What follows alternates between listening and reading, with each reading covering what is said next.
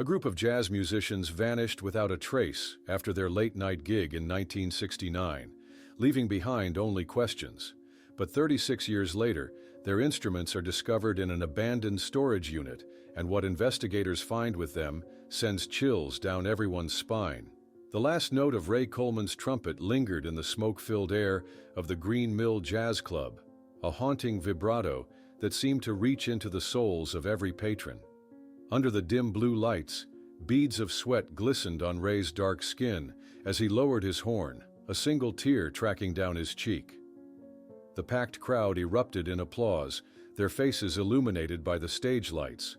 Businessmen in tailored suits, bohemian artists, college students, and jazz aficionados of every background. "That's what I call playing like there's no tomorrow," whispered Thomas White, the club's owner, to a waitress passing with a tray of empty glasses. It was November 16, 1969, nearly 2:30 in the morning, and the Blue Notes had just delivered what many would later call their most transcendent performance. Ray Coleman on trumpet, Frank Miller at the piano, Steve Harrison plucking his upright bass, and Jack Thompson on drums, four men in their 30s, dressed in their signature black suits and fedora hats, had transformed the historic Chicago club into something magical for 3 straight hours.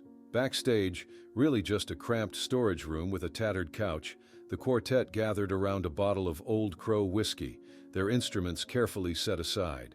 The amber liquid sloshed as Ray poured generous shots into 4 mismatched glasses. "To the Blue Note Records call," Frank said, adjusting his glasses with ink-stained fingers, a dog-eared copy of Coltrane on Coltrane peeking from his jacket pocket. "Gentlemen," Ray's voice was husky from performing, "I think we finally made it." He raised his glass, his wedding ring catching the light. After all these years, all those gigs and dive bars and empty clubs, we're on our way. The 4 musicians clinked glasses and threw back their whiskey, grimacing collectively at the burn. Outside the storage room, David Peterson, the 25-year-old barman with artistic aspirations of his own, was wiping down the counter when the quartet emerged. He watched as they chatted with lingering fans, signed a few album covers, and began packing their instruments. "Another round before you go?" David called out. "Better not," Jack replied with a wink. "Diane would have my head if I came home any more pickled than I already am." Ray laughed, carefully placing his Selmer trumpet in its worn case. "Chess records at 3 tomorrow, boys. Don't be late." David followed them to the back door, holding it open as they carried their instruments into the alley. Through the doorway, he saw a black van parked by the dumpsters, its engine idling. A man in an overcoat stood beside it, his face partially shadowed by a wide-brimmed hat. "Who's your friend?" David asked, nodding toward the stranger. "Just a ride," Steve answered vaguely, exchanging a quick glance with Ray. "Thanks for tonight, Dave. It was a good one." The 4 musicians loaded their instruments into the van, sharing jokes and laughs with the waiting man. The stranger's hand briefly rested on Ray's shoulder in a gesture that seemed both friendly and possessive. As they climbed in, Ray turned back to wave at David before the door slid shut and the van pulled away, disappearing into the Chicago night. 8 hours later, Mary Coleman woke with a start, her hand instinctively reaching across the bed. Finding only cold sheets where her husband should have been, she sat up, momentarily disoriented. The clock read 8:15. "Ray?" she called, rising from bed. Their modest Southside apartment was silent, except for the faint sounds of morning traffic outside. In the kitchen, the coffee maker sat unused. Mary frowned, dialing Janet Harrison's number with growing concern. "Janet? It's Mary. Is Steve home?" Her fingers tightened around the receiver as Janet's sleepy voice sharpened with worry. "No. I figured they were still celebrating or maybe went to your place to practice." Janet's voice faltered. "They're not with you?" By noon, all 4 wives had confirmed none of their husbands had come home. The initial concern transformed into genuine worry when Elizabeth Miller called the others from her kitchen, her voice tight with panic. "Leonard Chess just called asking where they are. They missed their recording session." That evening, the 4 women walked into the 20th Precinct Police Station, a weathered brick building with flickering fluorescent lights. The desk sergeant, James Morrison, a heavy-set man with perpetual shadows under his eyes, barely looked up from his paperwork as Mary explained the situation. 4 grown men missing for less than 24 hours? He chuckled, jotting minimal notes on a form. Ladies, they're probably sleeping it off somewhere or extending their good time. Come back tomorrow if they haven't turned up. But the next day brought no word from the musicians. Mary searched their basement rehearsal space, panic rising when she couldn't find Ray's beloved Selmer trumpet case. When the instruments were also confirmed missing from the other homes, Detective Robert Hansen was finally assigned to the case. Hansen, 48, with salt and pepper hair and tired eyes that had seen too much of Chicago's dark side, listened intently as the women described their husbands and the events leading to their disappearance. At the Green Mill, the detective methodically interviewed staff and patrons who had been present that night. Thomas White shook his head as he recounted the performance. They played like it was their last show on Earth. Ray even cried during his solo on Autumn Leaves. Never saw him do that before. The stories about the mysterious van began to conflict. Black Chevy, 67 or 68, insisted one patron. No, definitely a dark blue Ford, countered another. The man in the overcoat was described variously as tall and thin with gray hair, or medium build and completely bald. Hansen's investigation deepened, revealing troubling details. Ray had moderate gambling debts with Mike Fingers Donovan, a bookie connected to the Chicago outfit. Frank maintained correspondence with Soviet musicians. Steve had a distant cousin with radical activist ties. Jack had recently increased his life insurance policy significantly. By Wednesday, the Chicago Tribune ran the headline, "Jazz Quartet Vanishes Without a Trace," featuring photos of the 4 musicians. The city was beginning to take notice of the mysterious disappearance. That evening, as Hansen searched Frank Miller's apartment more thoroughly, he noticed something odd about a drawer in the bedroom desk. Prying up the loose lining, he discovered a hidden letter with a Soviet embassy postmark dated just 2 weeks before the disappearance. His pulse quickened as he unfolded the Cyrillic text, wondering what secrets it might contain. Detective Hansen sat at his dimly lit desk, squinting at the Cyrillic characters on the letter found in Frank Miller's apartment. His rudimentary Russian dictionary lay open beside him, proving woefully inadequate for the task. Frustration etched deep lines across his forehead as he scribbled fragmentary translations in his notebook, trying to piece together meaning from the foreign script. After an hour of futile effort, Hansen slammed the dictionary shut. "This is getting me nowhere," he muttered, reaching for his telephone. The next morning found him at the University of Chicago's Department of Slavic Languages, seated across from Professor Martin Goldstein, an elderly man with thick glasses and nimble fingers that had typed countless translations during the war. "Where did you get this, Detective?" Goldstein asked, his bushy eyebrows rising as he examined the letter. "That's not important right now," Hansen replied. "What does it say?" The professor's fingers trembled slightly as he translated. "Dear Frank, your observations on harmonic variations were received with great interest. I look forward to our future collaboration when the time is right." Goldstein looked up. "The phrasing is peculiar. These aren't typical musical terms in Russian context. They could be code." Back at the station, Hansen pinned the translation to his growing caseboard. The missing musicians' lives were becoming more complex with each revelation. Across town, Mary Coleman had transformed her living room into an impromptu command center. Maps of Chicago covered the coffee table, marked with potential locations to check. Photos of Ray and the quartet were arranged chronologically along one wall. Her daughter Lisa sat cross-legged on the floor, carefully drawing her father's face with colored pencils. "When's Daddy coming home?" Lisa asked, holding up the portrait. Mary knelt beside her daughter, fighting to keep her voice steady. "I don't know, sweetheart, but Detective Hansen is working very hard to find him." In her bedroom across town, Janet Harrison clutched Steve's favorite shirt to her face, inhaling the lingering scent of his cologne mixed with base rosin. One moment she laughed, remembering his terrible puns that always made her groan. The next, she dissolved into sobs. When the telephone rang, she lunged for it, heart racing, only to hear Elizabeth's voice instead of Steve's. At St. Hyacinth's Catholic Church, Diane Thompson knelt in a wooden pew, rosary beads wrapped around her fingers so tightly they left impressions in her skin. Father Nowak approached quietly, placing a comforting hand on her shoulder. "God hears your prayers, Diane," he murmured. "Then why isn't he answering them?" she whispered back. Meanwhile, Elizabeth Miller sat in her obstetrician's office, trying to focus on the grainy ultrasound image of her unborn child. At 3 months pregnant, with 2 small children waiting with a hastily hired babysitter, she struggled to maintain composure as the doctor pointed out the baby's developing features. "Have you been experiencing much stress, Mrs. Miller?" the doctor asked, noting her elevated blood pressure.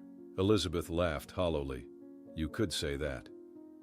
That afternoon, Hansen interviewed Marcus Harrison, Steve's cousin, in a noisy campus cafe.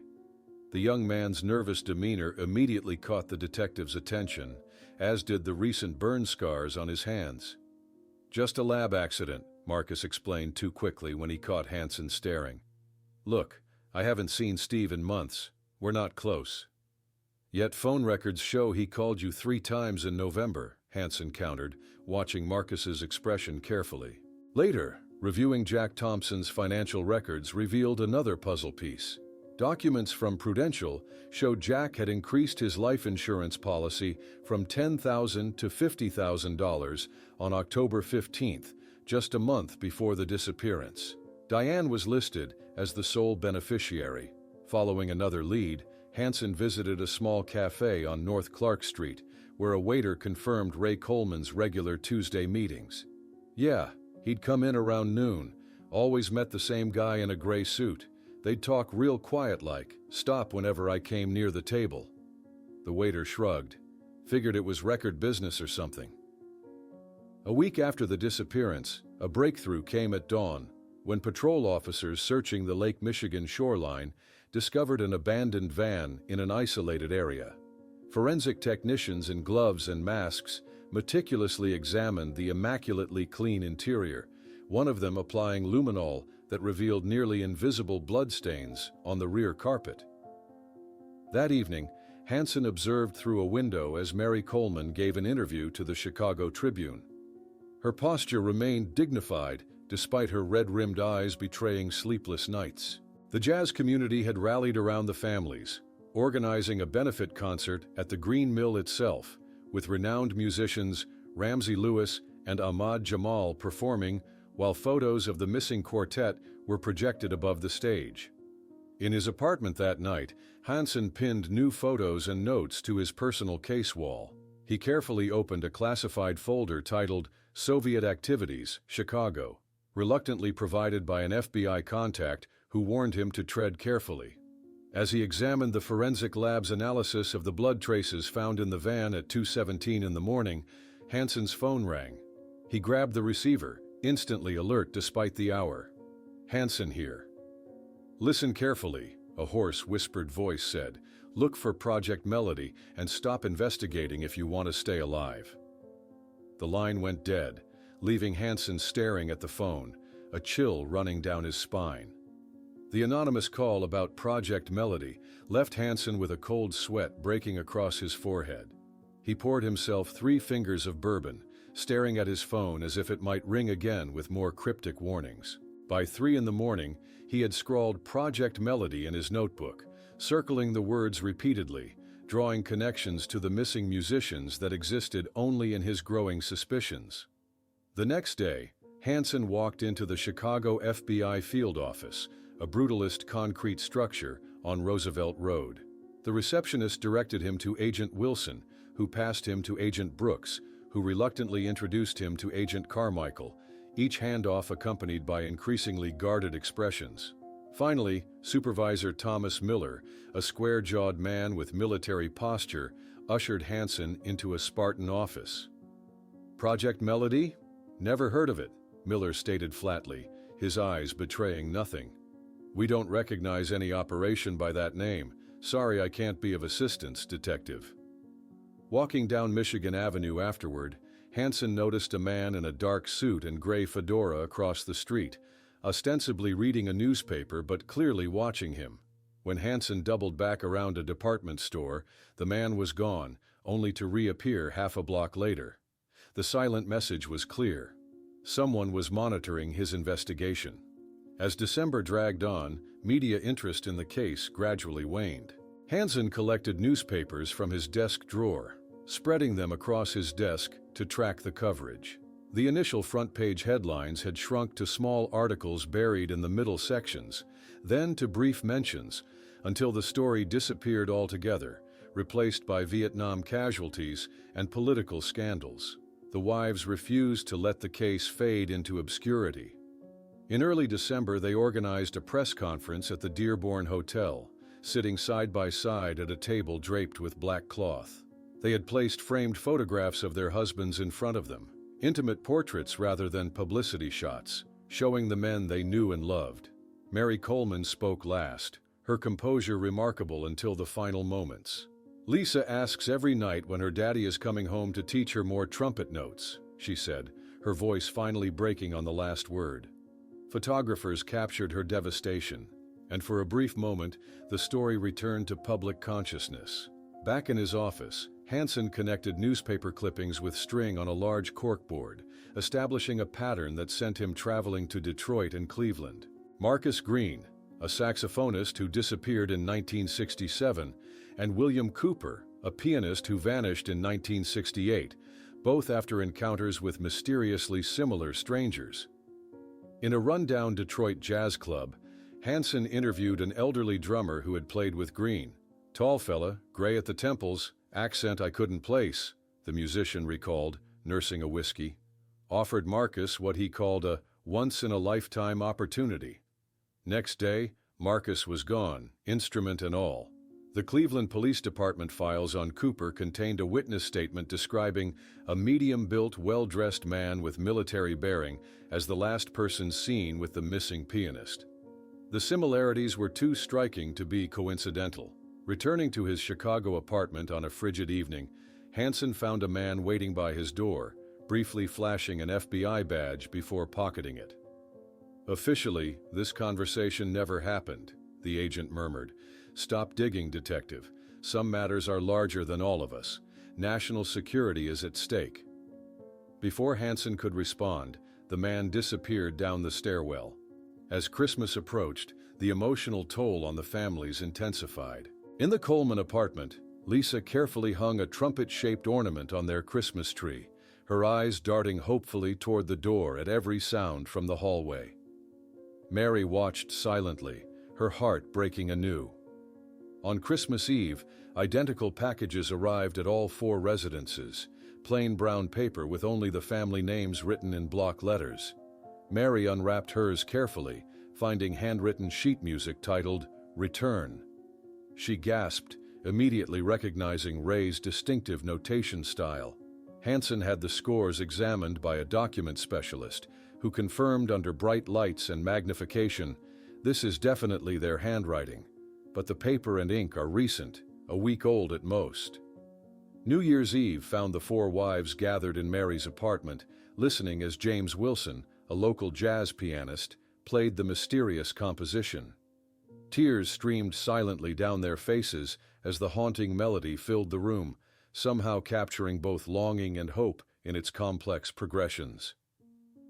When the final notes faded, Wilson looked at the women with a puzzled expression. "There's something strange about this music," he said, turning back to the sheets. "The main notes of each measure, if you isolate them, form a sequence that seems like geographic coordinates." James Wilson's fingers danced across the piano keys, replaying fragments of the mysterious composition as Hansen scribbled sequences of notes on a legal pad. The detective and pianist had been working through the night in Wilson's cramped apartment, the walls lined with vinyl records and dog-eared sheet music. "These aren't random," Hansen muttered, circling a pattern that repeated throughout the piece. "Look here, if we isolate these notes and convert them using standard longitude and latitude formatting." Wilson leaned over, his eyes widening. "My God, you're right." By dawn, they had deciphered coordinates pointing to a remote location near Eagle River, Wisconsin. Hansen immediately called Mary Coleman, who insisted on accompanying him despite his protests about potential danger. 2 days later, Hansen's sedan struggled up a snow-covered logging road, chains rattling against the tires as Mary gazed silently at the dense pine forest surrounding them. They crested a hill to find a rusted chain-link fence bearing faded signs. Government property, no trespassing. "This place doesn't appear on any public maps," Hansen said, parking behind a stand of trees. "According to my contact at the county assessor's office, it was a radar station decommissioned in 1962. They carefully skirted the perimeter, finding several low concrete buildings with sealed windows, rusted radio antennae, and a larger central structure partially concealed by overgrowth. Hansen spotted a maintenance door with a broken lock, likely forced by previous trespassers. "Stay close," he whispered, drawing his service revolver as they entered a dark corridor. Their flashlight beams cut through cobwebs and dust, revealing recent footprints on the floor, clear evidence someone had been there within days. In what appeared to be a dormitory, Hansen knelt beside a fireplace, touching ashes that crumbled still warm between his fingers. On a nearby table sat used glasses and a Chicago Tribune dated just 4 days earlier. "They were here," Mary whispered, her voice a mixture of hope and dread.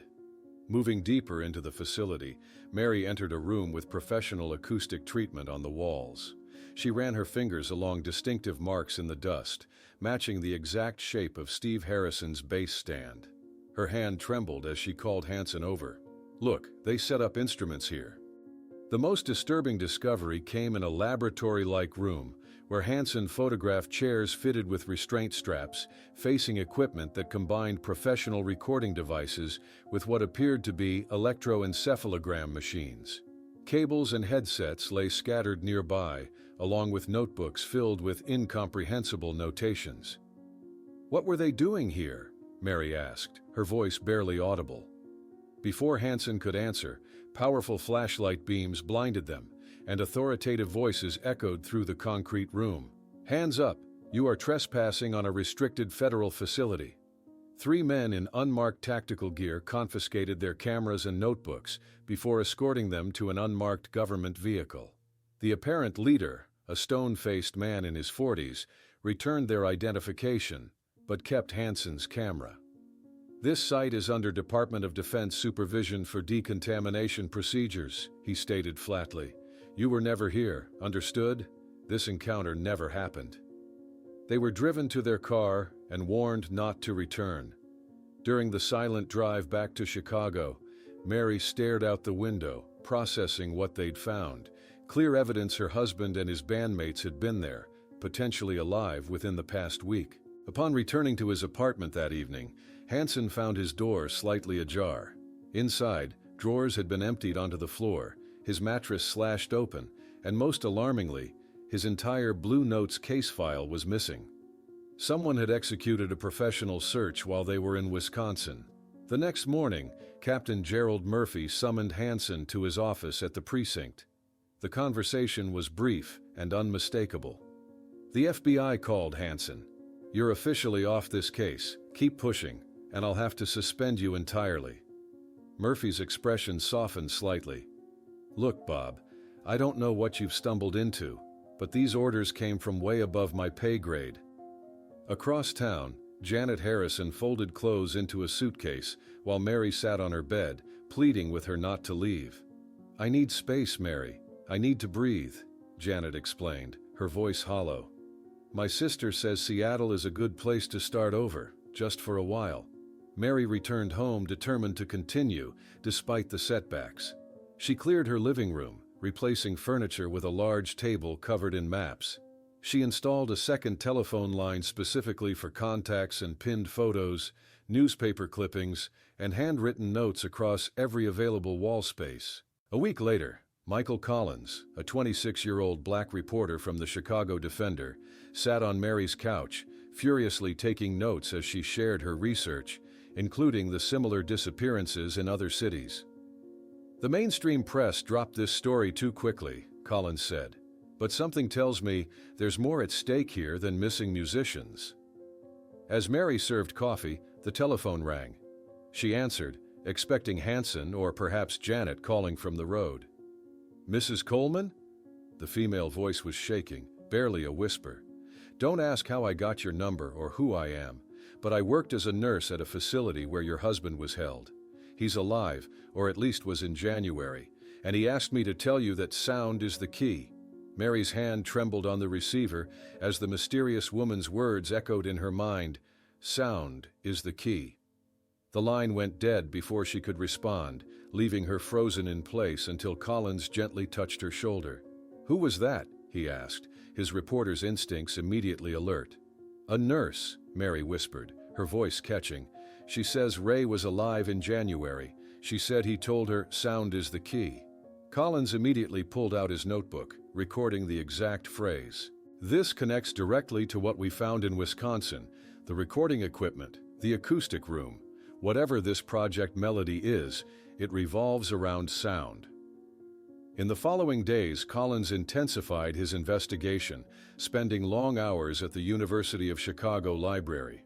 Surrounded by stacks of federal budget documents, he methodically highlighted patterns of funding allocated to acoustic research laboratories across the Midwest.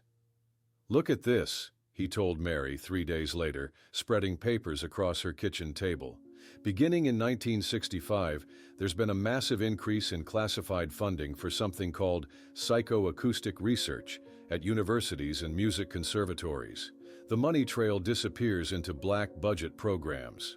Hanson, though officially removed from the case, continued providing assistance through back channels. One crisp February morning, he met Collins on a park bench in Grant Park, discreetly passing a manila envelope. "My friend at the Defense Department risked his career for this," he murmured. "Research programs in psychoacoustic warfare from 1965 through 70. Destroy it after you've read it." That evening, Janet Harrison unpacked her suitcase in her apartment, having canceled her flight to Seattle after hearing about the nurse's call.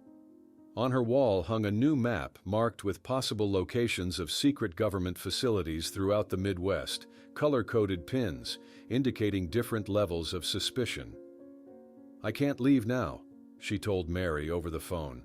"Not when we might be getting closer." In April of 1970, a moment of bittersweet joy united the families when Elizabeth Miller gave birth to her third child at Chicago Memorial Hospital. Mary, Janet, and Diane gathered around her bed as she cradled the newborn boy. "His name is Frank Jr.," Elizabeth announced, tears glistening in her eyes.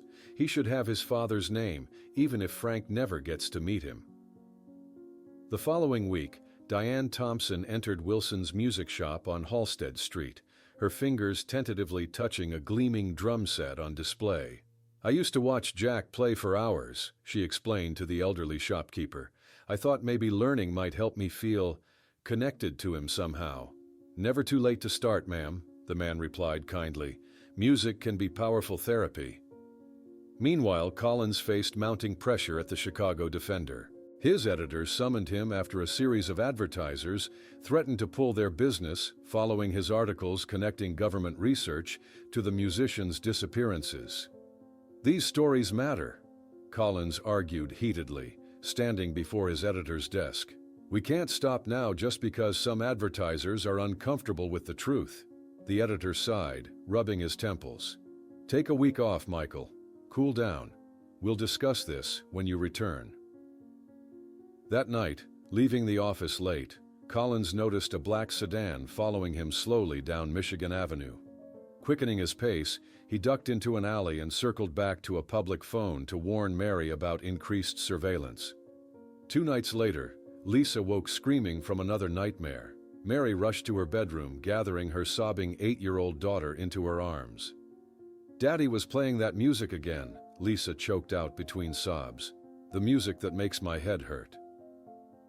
The next morning, Mary recorded Lisa on a cassette player as the girl hummed the strange melodies from her dreams. Her small voice reproduced complex rhythmic patterns that seemed beyond the capability of a child her age. With the tape in hand, Mary visited Professor Edward Jameson at the Chicago Conservatory, an expert in music theory and composition. His face grew increasingly troubled as he listened to Lisa's humming.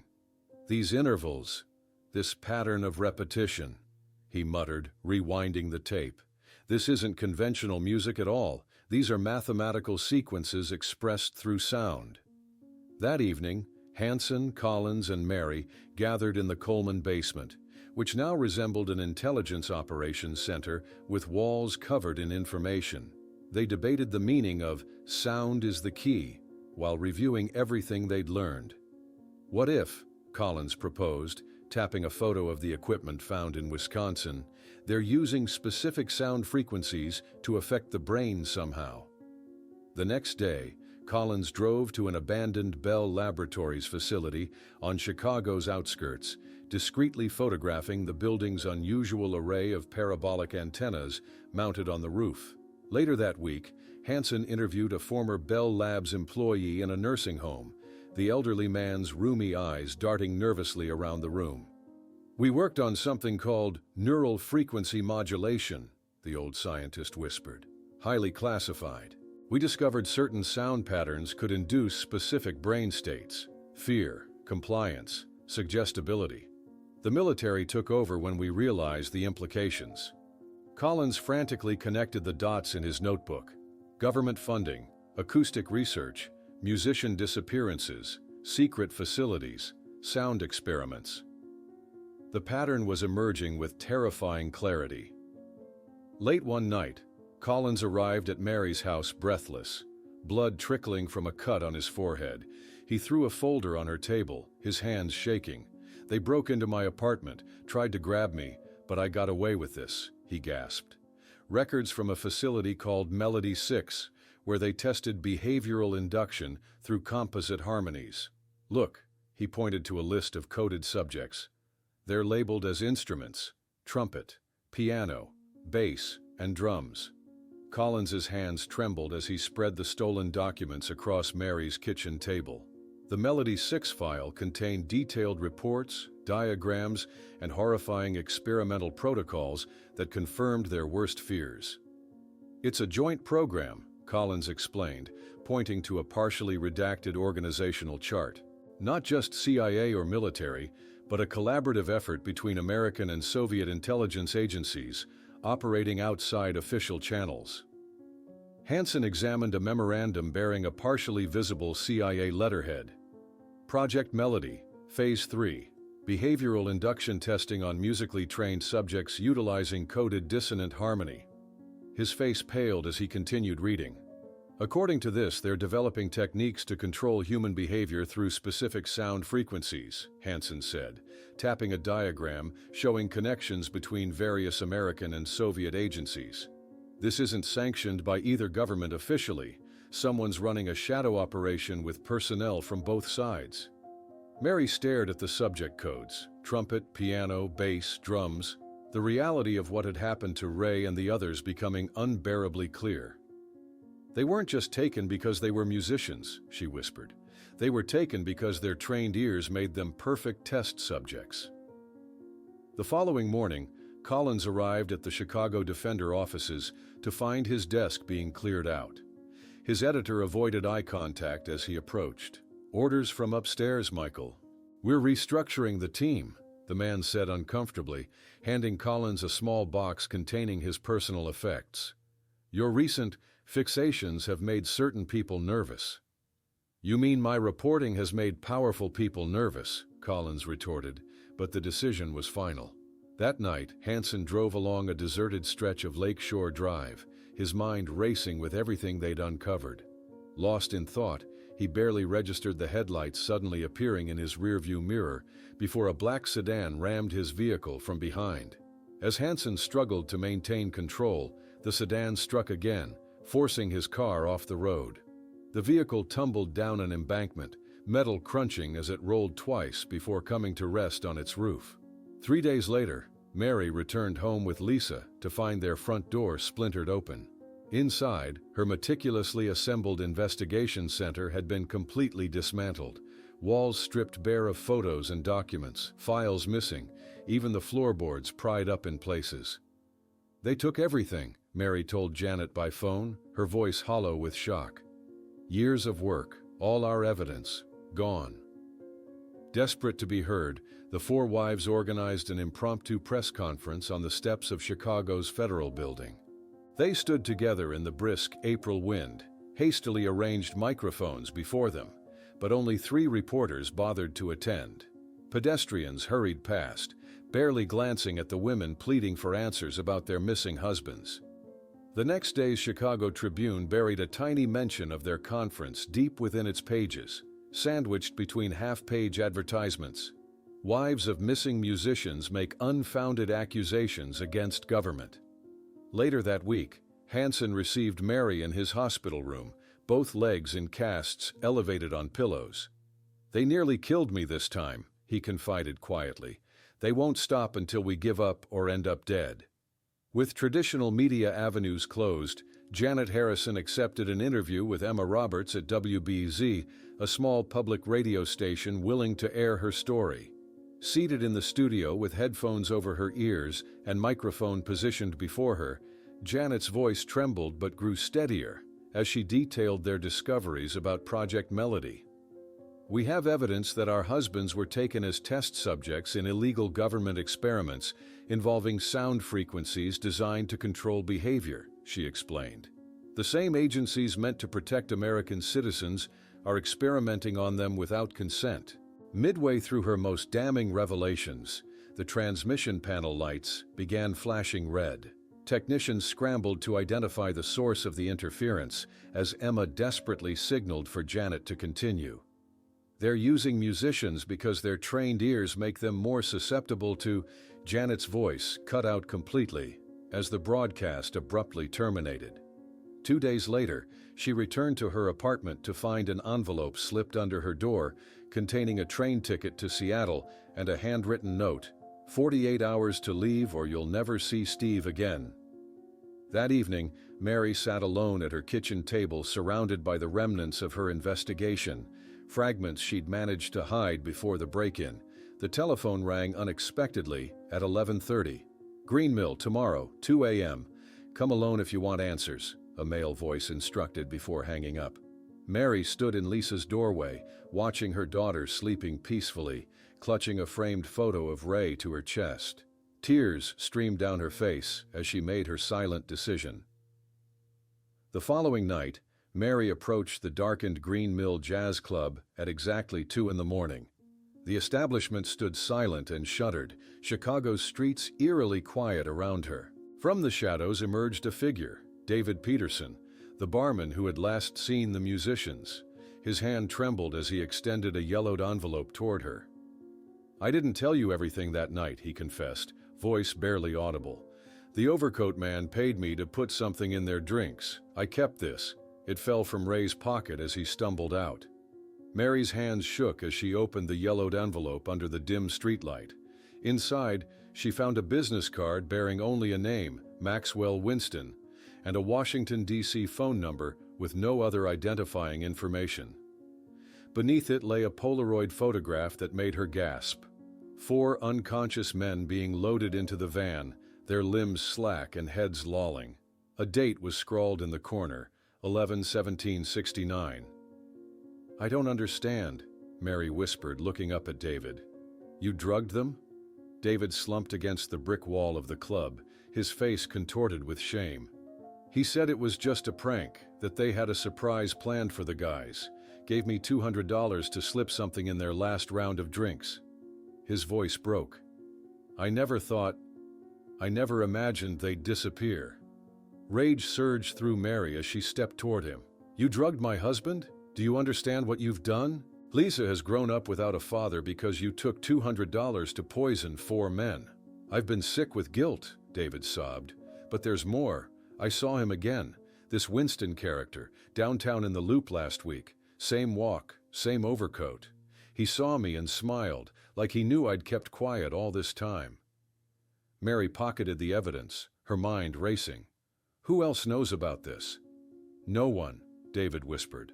"I was too scared to tell anyone. They'd kill me for sure." 3 days later, Hansen sat propped up in his living room, both legs in casts elevated on pillows. Despite his injuries, he was working the case, using a special telephone with a recording device attached.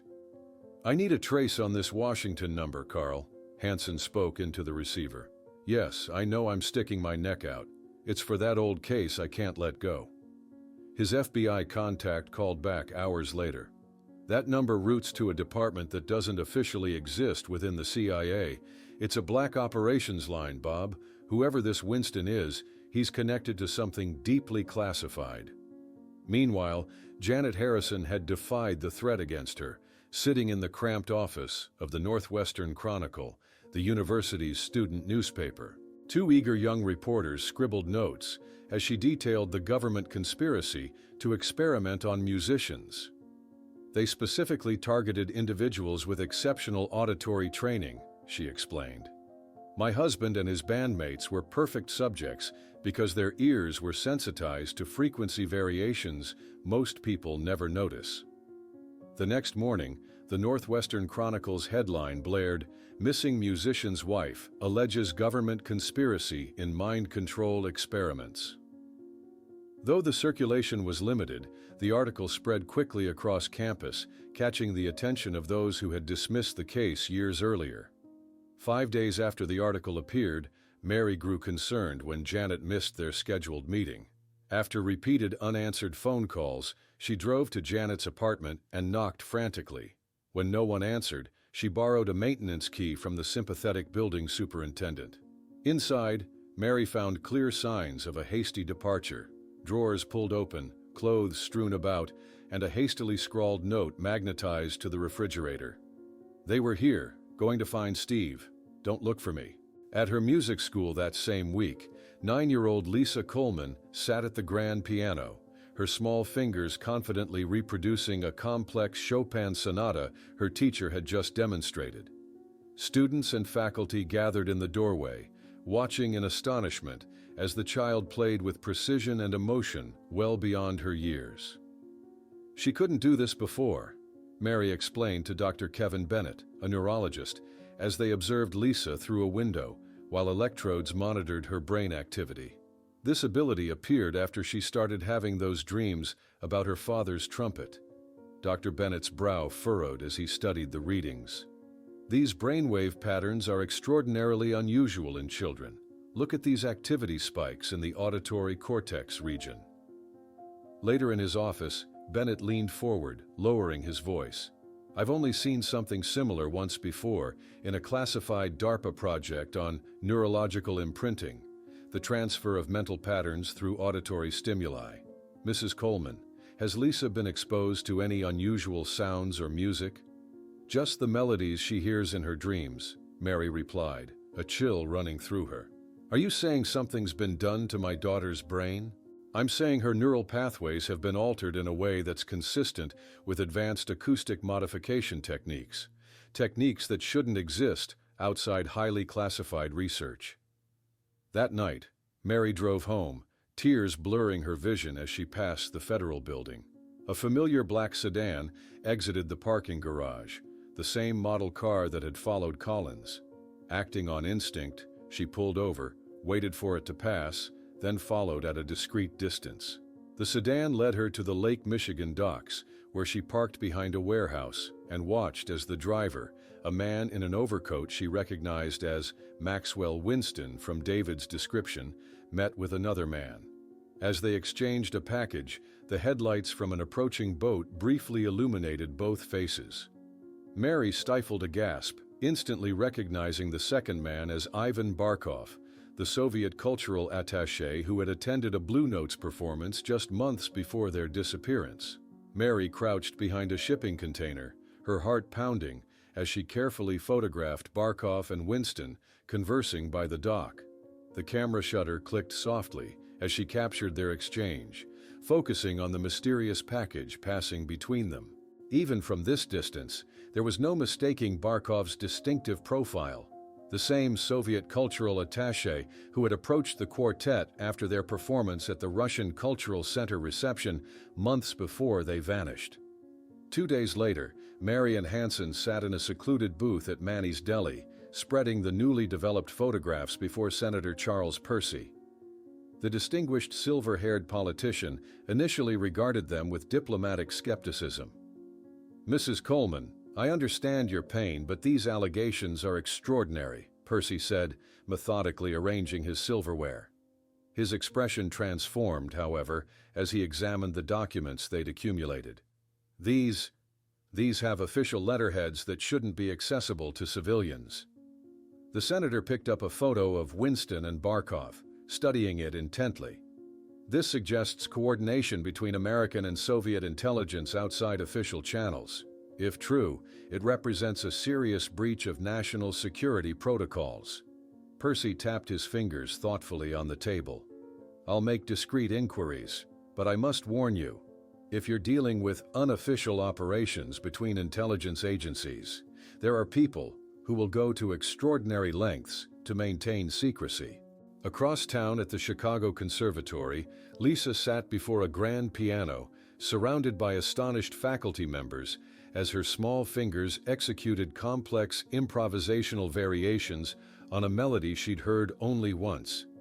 Professor Marshall whispered to a colleague, "I've taught prodigies for 30 years and never seen this level of spontaneous harmonic innovation in a child." Mary watched through the observation window as Dr. Margot Klein, a specialist in childhood development, monitored the electrical activity in Lisa's brain.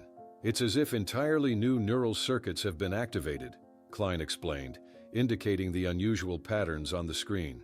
"In my 30 years of practice, I've never observed anything like this development pattern."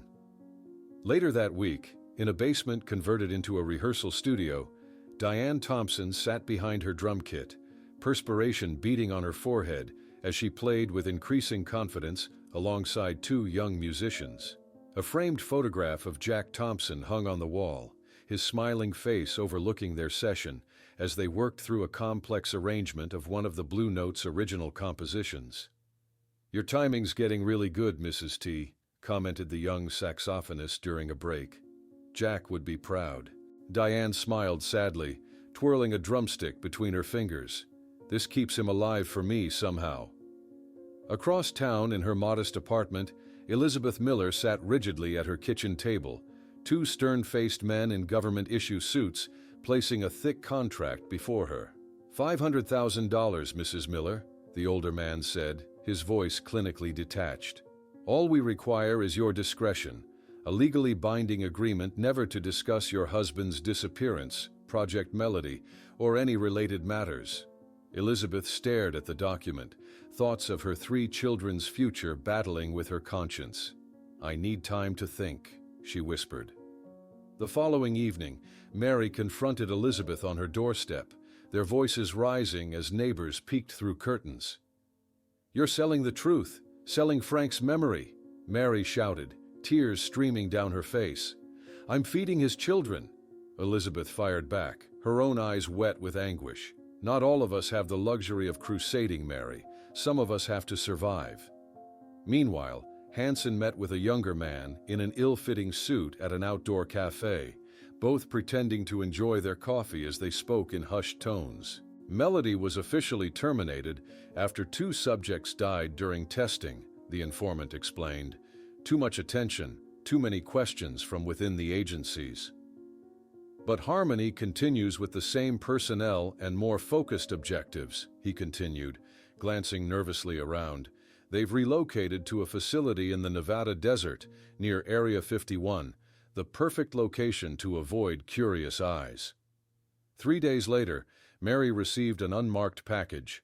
Opening it cautiously, she discovered a folder stamped "Confidential," dated 03-1970.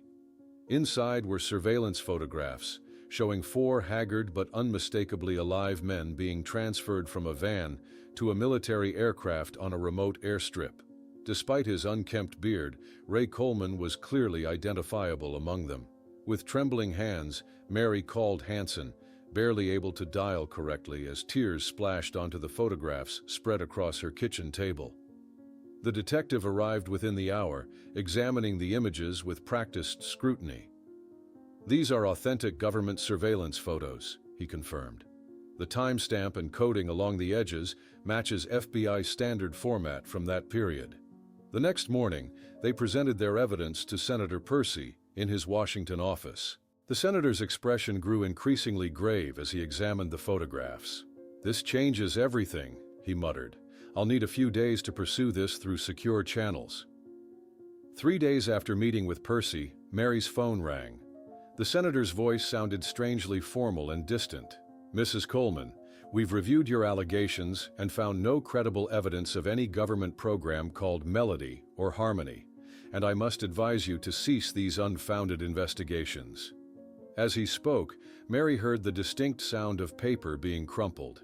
After hanging up, she checked her mailbox to find an envelope containing a map of the Nevada desert with coordinates marked and a handwritten note. "Still alive, 1973." The Nevada desert map with its hastily scrawled coordinates represented more than just a geographical location. It was tangible evidence that in 1973, 4 years after their disappearance, the Blue Notes musicians were still alive. Mary Coleman carefully folded the precious document, placing it in a fireproof safe, along with the growing collection of evidence she had managed to protect from those who would silence her. By 1977, 8 years had passed since that fateful night at the Green Mill. Mary's living room no longer served as her personal investigation center. She had transformed her quest into something larger, establishing the Blue Notes Foundation for Missing Persons in a modest office on South Michigan Avenue.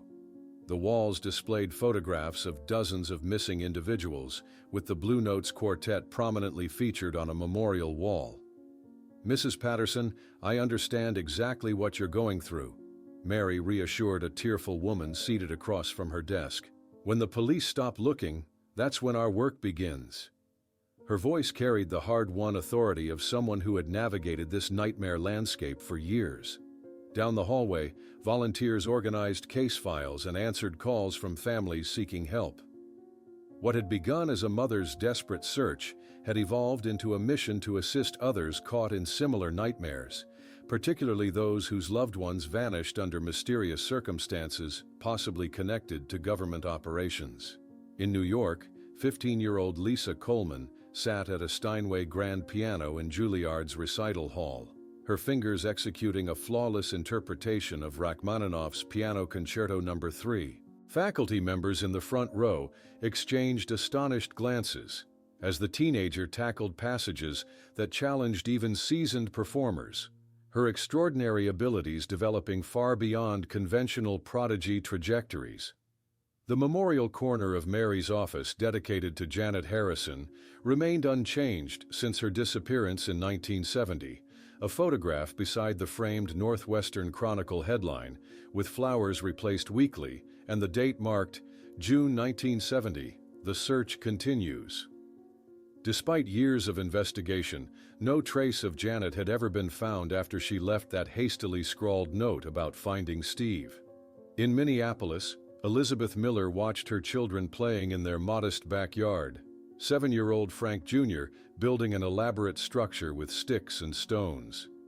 Her face reflected the complex emotional compromise she had made, financial security for her children at the cost of public silence about her husband's fate.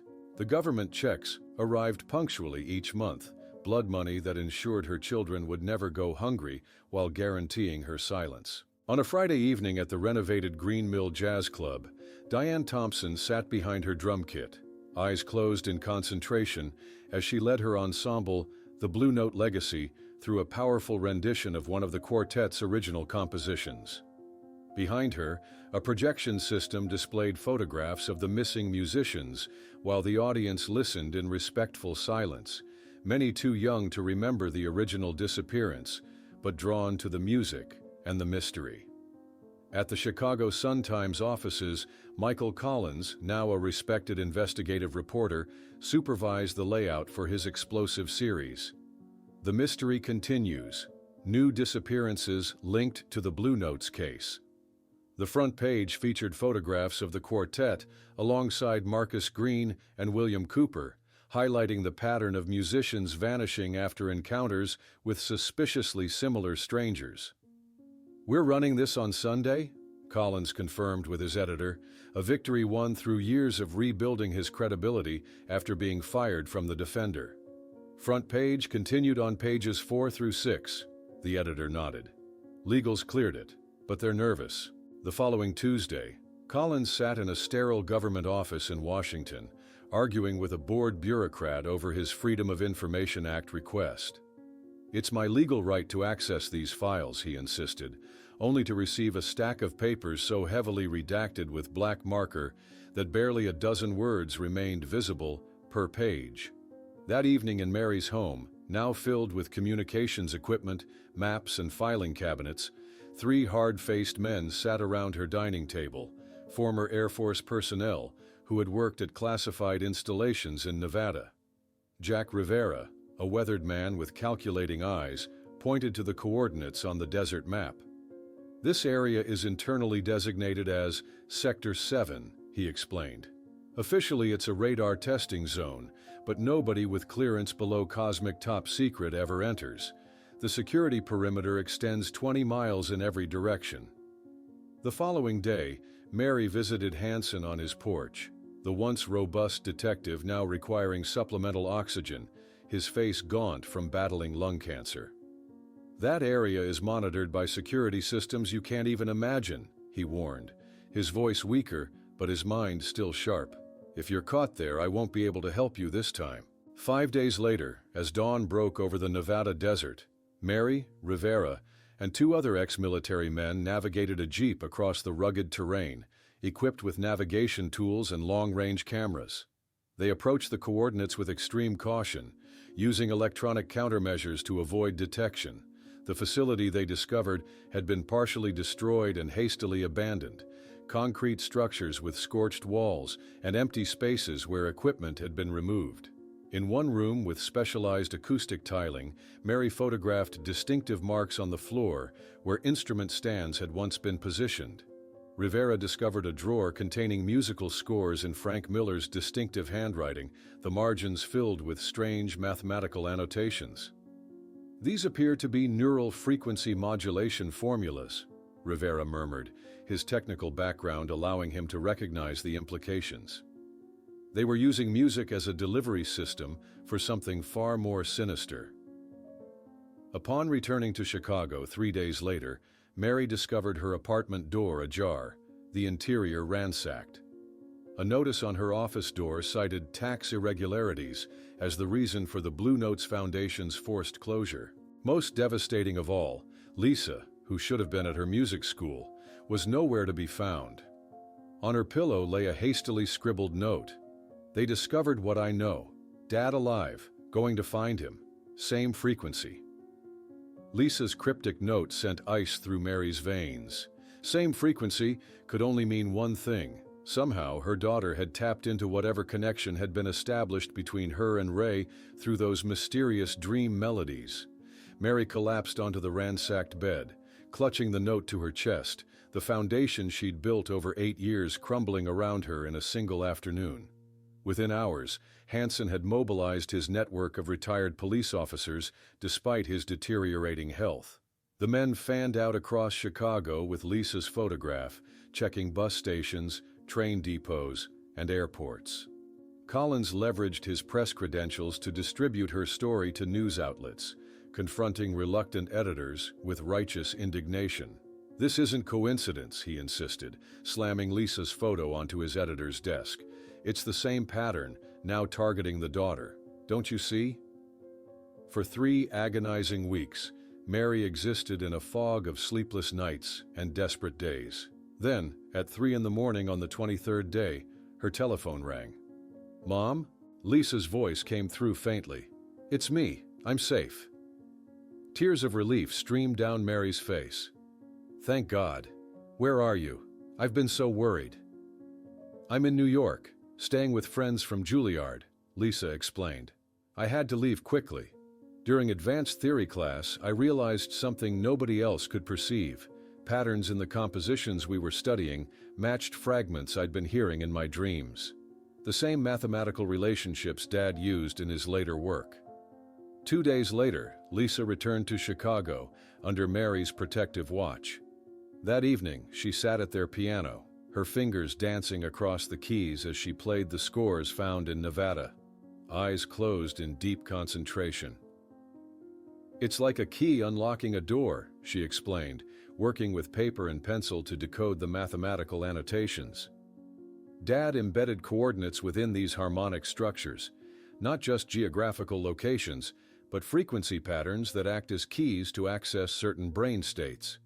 The decoded annotations revealed coordinates for a coastal facility in Northern California. Meanwhile, Hansen, whose health had deteriorated rapidly, made a fateful decision to appear on the popular television program Unsolved Mysteries, where he revealed evidence never previously disclosed. "There were unidentified fingerprints in the van," he stated, his oxygen tank visible beside his armchair. "International calls made from the musicians' phones in the weeks before they vanished. We were explicitly directed not to pursue certain lines of investigation. Someone in government wanted this case buried." 3 days after the broadcast, Hansen suffered a fatal heart attack. Among his personal effects delivered to Mary was a sealed envelope containing one final message: "Search the lake, where they keep what cannot be played."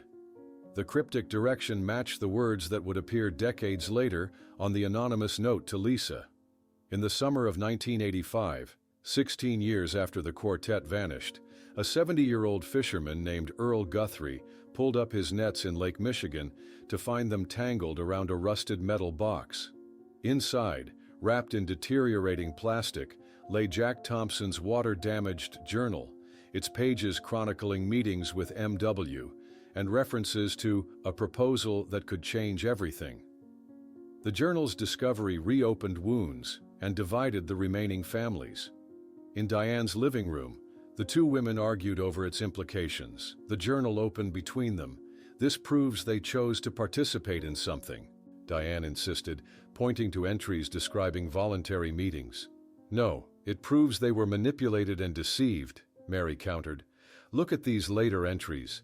Jack was becoming suspicious, asking questions." As public interest waned again, Mary maintained her solitary vigil. Her living room wall continued to document every development, every theory, every fragment of evidence accumulated over 16 years of searching. Lisa, now 23 and a journalism graduate, meticulously clipped every newspaper mention of the Blue Notes case, building her own archive for the story she was determined to tell someday. By 1989, Hansen's television revelations gained unexpected validation when Unsolved Mysteries aired a follow-up segment featuring former intelligence operatives who confirmed the existence of classified acoustic research programs during the period the musicians vanished. The episode generated hundreds of calls with potential leads, though none produced concrete breakthroughs. Mary's hair had turned completely gray by the time the 50th anniversary of the disappearance approached in 2019. She had long ago accepted that she might never learn the complete truth, but refused to abandon her search. Each year on November 16th, she played Ray's recordings in their entirety, keeping his music alive. In 2003, Lisa Coleman, now a 41-year-old established journalist, received an anonymous letter containing only an address in Evanston and the enigmatic message, "The music never stopped.